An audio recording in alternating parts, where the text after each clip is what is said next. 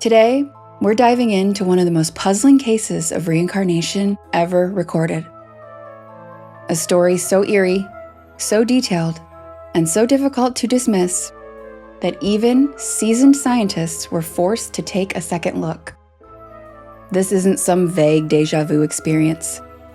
We're talking about a child who recalled dozens of specific facts, people's names, career details, exact locations, and personal interactions from a life he never lived. Or did he? The boy's name is Ryan Hammons, but according to him, he used to be someone else. Someone from old Hollywood. A man who lived, worked, and died decades before Ryan was born. And as strange as that sounds, this case has more evidence backing it up than you might expect. In fact, it became so convincing that it caught the attention of a university psychiatrist and a full investigative team. So, reincarnation? False memories? Or something much, much stranger? This is Porch Lore.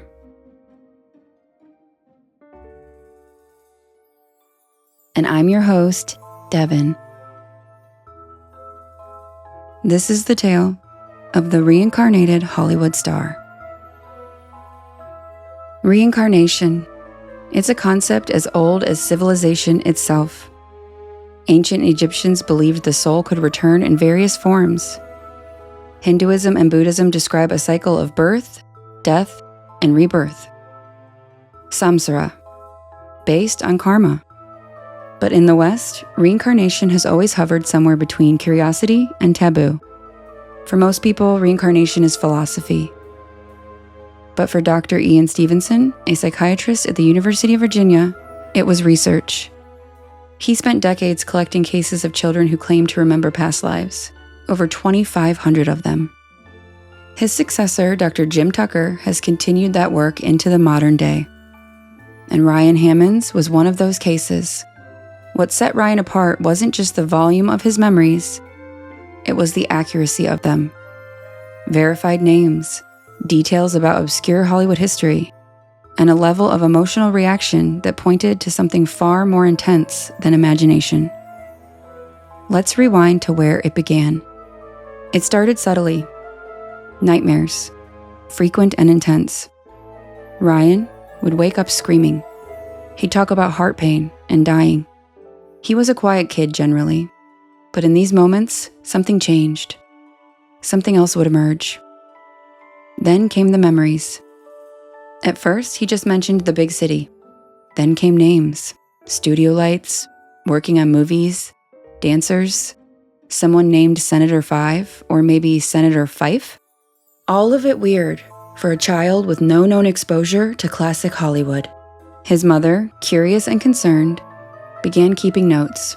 She jotted down all the names, scenes, and descriptions he gave, most of which made little sense at the time.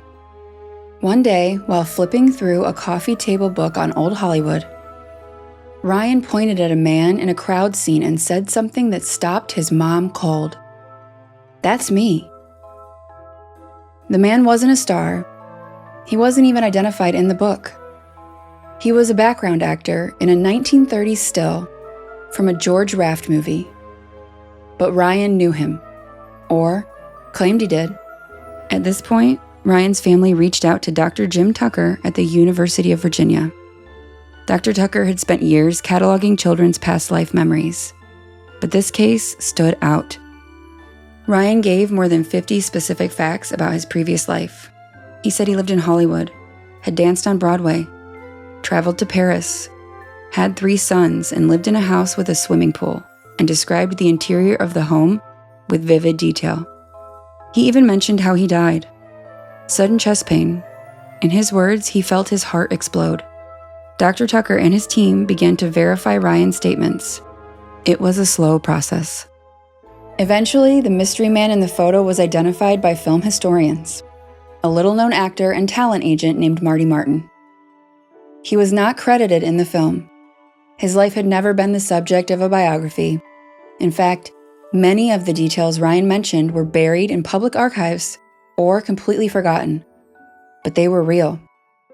Marty had danced on Broadway. He'd traveled to Paris. He had 3 sons, and he died in 1964 from a cerebral hemorrhage, sudden head pain, not unlike what Ryan described.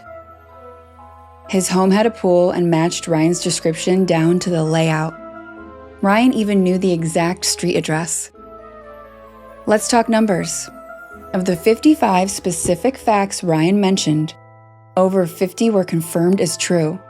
And not just vague generalities. These were precise, intimate, obscure. He even recognized Marty's daughter in an old photo album, called her by name, having never met her or seen her before. When asked how he knew, Ryan said he just remembered. To skeptics, the case raises valid questions. Could the child have somehow accessed this information? Could the family have unconsciously fed him clues? Could it be cryptomnesia, a forgotten memory from a film or conversation? These are possibilities, but the sheer obscurity of some of the confirmed facts makes it difficult to explain away. Dr. Tucker tried. He searched for evidence of front-loading, whether the family had researched Marty Martin ahead of time. There was no indication they had. And again, the man wasn't credited in the film Ryan first pointed to. They wouldn't even have had a name to search. What's even more compelling? When Ryan finally visited Marty's gravesite, he became visibly emotional. Something clicked. After that, the dreams and memories began to fade. It was as though closure had been achieved. So, what's going on here? There are a few dominant theories. Let's break them down. First, reincarnation. The soul of Marty Martin somehow transferred into Ryan Hammond's, carrying residual memory fragments. While that sounds fantastical, it aligns with thousands of similar cases documented by researchers. Second, cryptomnesia, or false memory. Ryan could have absorbed information unknowingly, possibly from an adult conversation or a TV show. But again, how did he know the name of a man who wasn't listed anywhere publicly? Third, collective unconscious. A more fringe theory. This suggests memories can be accessed like a library through consciousness itself, similar to Carl Jung's theory of archetypes, and Carl Sagan's musings on ancestral memory. But here's the thing. None of these theories fully explain Ryan's case. And maybe that's the point. Maybe not everything is meant to be explained. Maybe some mysteries are meant to remind us that reality isn't as fixed as we think, that identity isn't always as linear, and that time might not be as solid as we pretend it is. So what do you think? Was Ryan Hammond's just a creative child? Or was he living out the final echoes of a forgotten life? Let me know in the comments. I'm Devin, and thanks for joining me, Porch Pals. For more strange and unexplained stories, be sure to subscribe to Porch Lore's YouTube channel and help me reach 1,000 subscribers. Thanks for watching. Until next time, stay curious, stay skeptical, and keep asking the big questions, because sometimes the truth is way weirder than fiction.